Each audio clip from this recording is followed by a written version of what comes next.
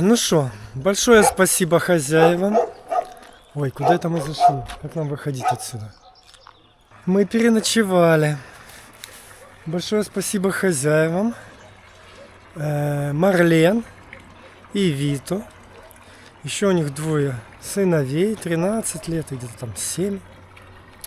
Большущий дом. Накормили нас ужином. Там что-то рис, мясо, овощи. Сейчас утром тоже перекусили. И прямо от ихнего поселка будем стопить. Очень приятные люди, мне понравилось. Так, а в какую же сторону нам ехать? Сюда или сюда? Вот что значит расслабиться в последний момент вчера, когда нас везли уже ночевать, и не отследить. Ну ладно, я надеюсь, Google карты правильно показывают направление. В 8 утра весь народ едет в город на работу. А в нашем направлении единичные машины. Португальцам нужно больше зарабатывать, а то у них слишком много двухместных машин. А вот и Марлен. Она подобрала нас второй раз. Вот у нее мы ночевали.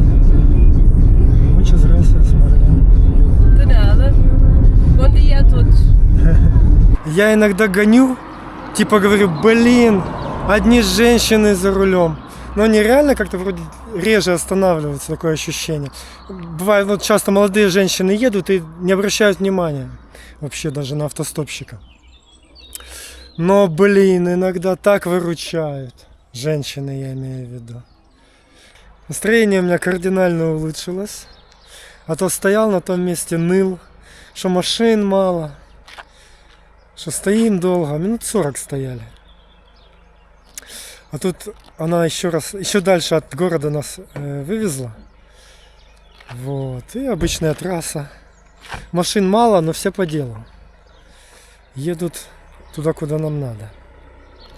И солнышко вышло.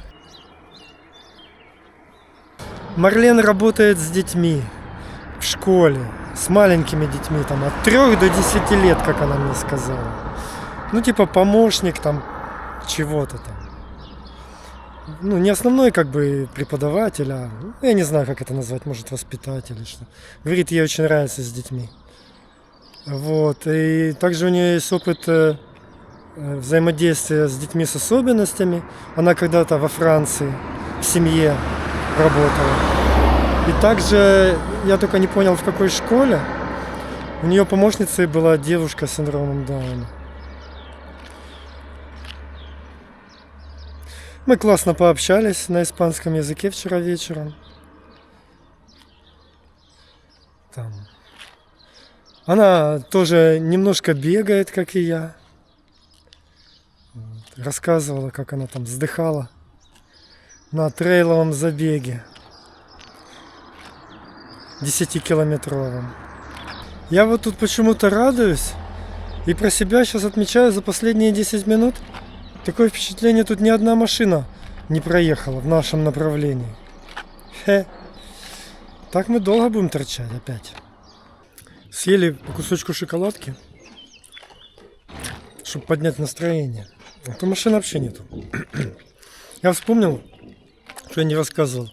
Вчера поляк, когда нас подвозил, когда он узнал, что мы периодически волонтерим, работаем как волонтеры за еду, он говорит, так давай ко мне нужны работники. Ну, я отказался. Во-первых, у нас уже договорено. Во-вторых, тут в Португалии, в том райончике, мне не сильно интересно. Ну что, давайте будем считать, что мы приехали сюда, чтобы послушать, как поют птички. Фух, вообще сидим без толку. Единичные машины проезжают. Я уже устал, если честно, от такого автостопа. Последние дни мы очень медленно продвигаемся и очень много ждем. Мы уже больше 2 часов на трассе, считая с самой первой нашей точки. То есть только Марлен нас подвезла. Очень мало машин по-прежнему. Пум-пум-пум. Пум-пум-пум. Ну, рано или поздно нас подберут. Или тут вижу, автобусы ходят куда-то.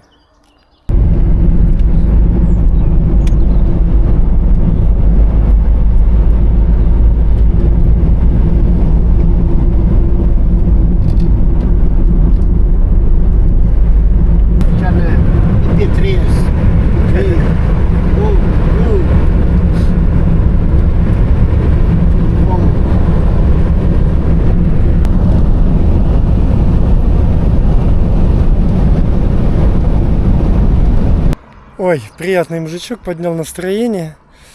Ну, я уже знаю. Нету машин, надо сидеть еще. Рано или поздно она появится. Столько мы уже сидели. Как там у Ильфа и Петрова было. Я сидел и при императоре таком-то и таком-то. В общем, где мы только не сидели. Но отовсюду уезжали. Ну вот он нас высадил на развязочке. Можно продолжать по локальной дороге, как мы и ехали. А можно попытаться поступить машины, которые выезжают на автобан. Ну, на автостраду далеко. Наверное, мы попробуем постоять на въезде на автобан. А вдруг получится? Так долго, конечно, ехать здесь. Сразу же первая машина тут остановила. Причем женщина вообще без страха прям на круге остановила. Что интересно, она едет в ближайший город, до которого 2 километра, но едет по автобану, а не по локальной. Но мы отказались туда ехать. Нам надо 70 километров.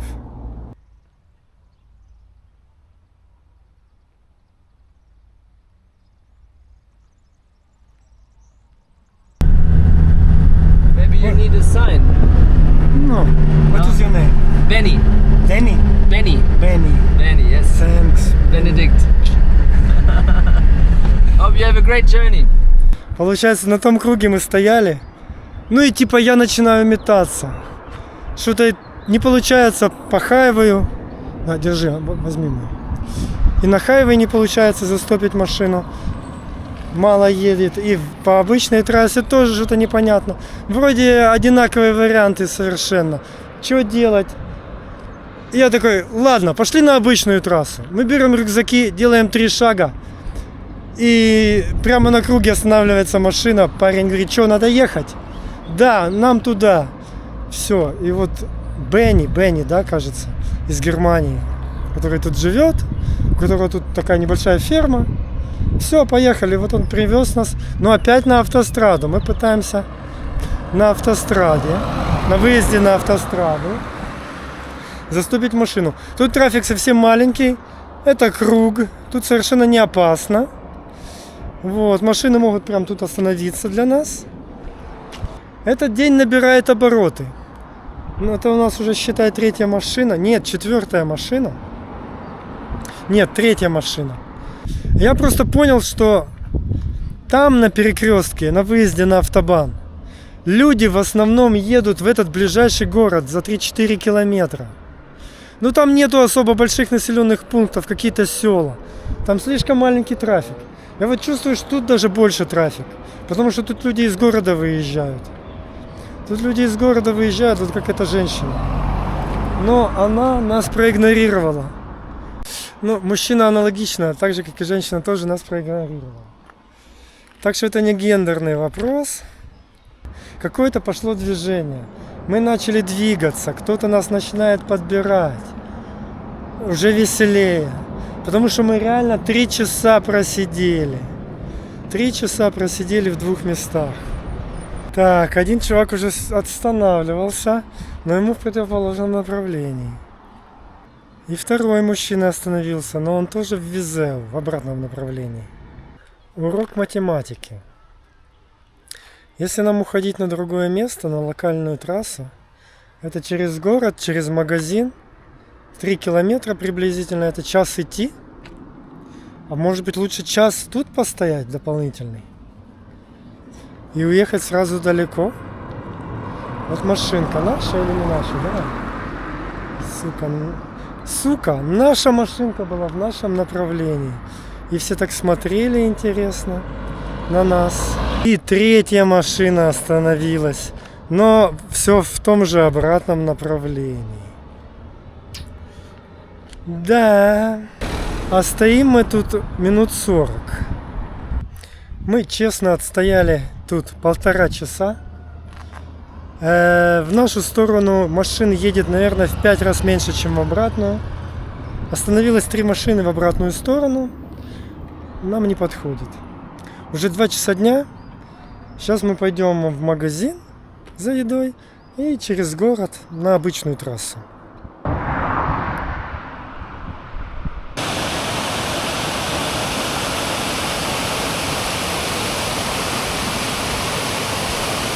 Если отвлечься от нашего неудачного автостопа, то здесь довольно красиво. Горки, зелень. Интересно.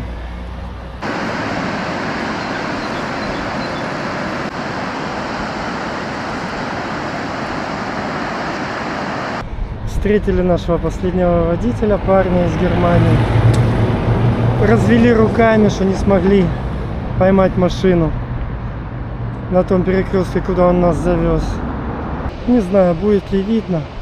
Дубы, в ущелье горная река. Городок необычный из-за своего расположения на горах. Ох, опять подъемы очень крутые. Но зато какой-то исторический центр. День ото дня становится все тяжелее и тяжелее. Я про автостоп. Такое ощущение, что сейчас выйдем на трассу и полетим 200 километров в день. Вообще давно не было. Очень много местных машин, мало людей, которые едут на большие расстояния. Ну что ли, вот такие причины. Черт знает что. Наверное, если бы мы ехали по побережью Португалии, там вот где большие города, Бенфика, то есть, Порту, Лиссабон, там, конечно, было бы много машин, но там и автострады.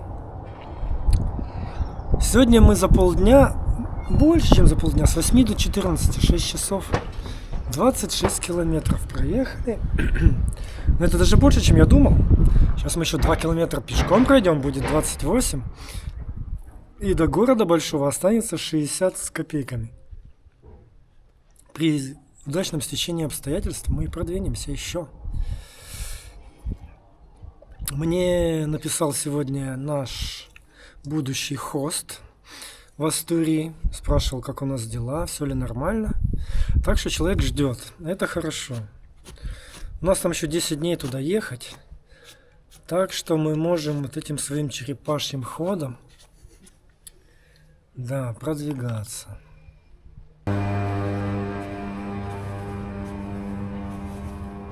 Похоже, начинаются прям настоящие горы.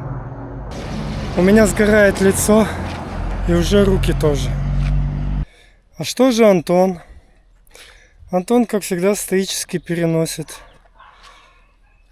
Движется, не ноет. Привет, Антон. Ты молодец. Повернись к солнышку, чтобы тебе было видно. Ты молодец. Нам еще 10 дней ходить. Потом будем отдыхать.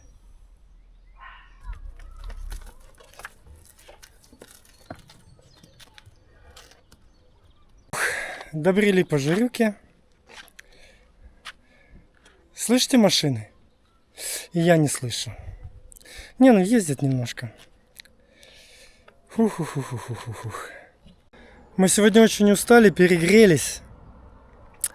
Я уже реально думаю о том, чтобы сейчас переночевать и завтра найти автобусную станцию или что здесь есть.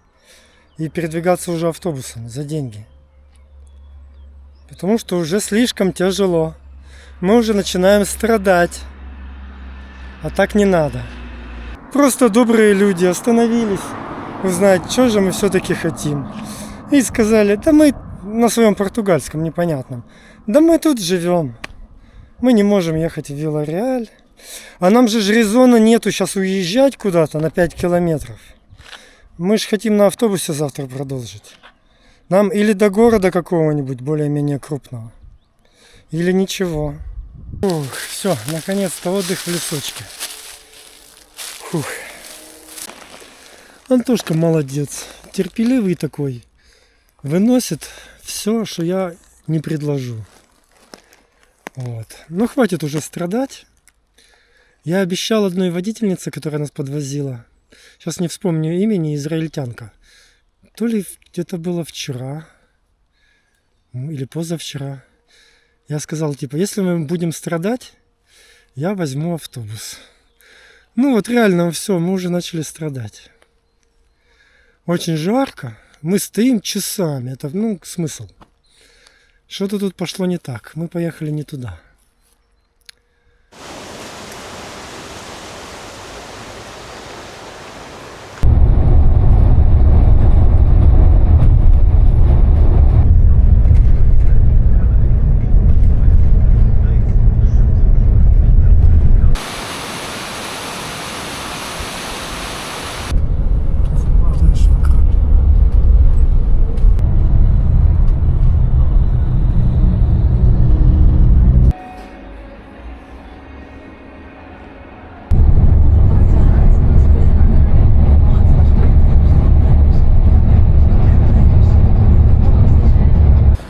Три автобуса, 45 евро, целый день по времени. И мы переместились на 130 километров к северу в последний португальский городок Шавеш. И сейчас пойдем спать в лесок, который я уже присмотрел, возле нашего перекрестка. И от того перекрестка завтра начнем стопить на Испанию, до которой 8 километров. Часть пути мы ехали, большую часть пути ехали по автостраде. И на удивление были классные виды, такие горы, сверху такой вид. Было очень интересно. А часть пути проехали по нашей местной дороге, по которой мы могли бы ехать. Так что мы особо ничего не потеряли в плане видов. И я понял, почему мы не смогли проехать по локальной дороге. Локальная и автострада идут параллельно, но автострада почти прямо, а локальная очень сильно петляет. Поэтому по ней транзитный трафик вообще не идет, только местные едут. Поэтому очень тяжело автостопом двигаться.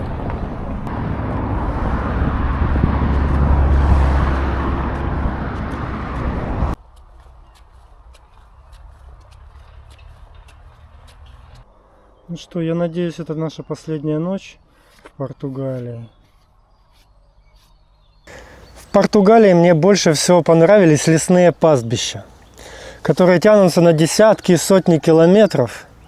Это луга, на которых растут раскидистые дубы. Очень красиво. Автостоп в Португалии был тяжелый, хотя именно здесь два водителя остановились, когда мы даже не голосовали. Что примечательно, в Португалии никто из водителей не угощал нас едой и не давал нам денег. Хотя вот Мадлен пригласила переночевать у нее и накормила ужином и завтраком. Каждый вечер мы находили спокойные места для ночевок. Вот как это, например. Нетронутой природы в Португалии хватает. Был один вечер, когда мы вставали по темноте и в дождь, и там уже нужно было быстро решать, такое паршивое место нашли. А так, все.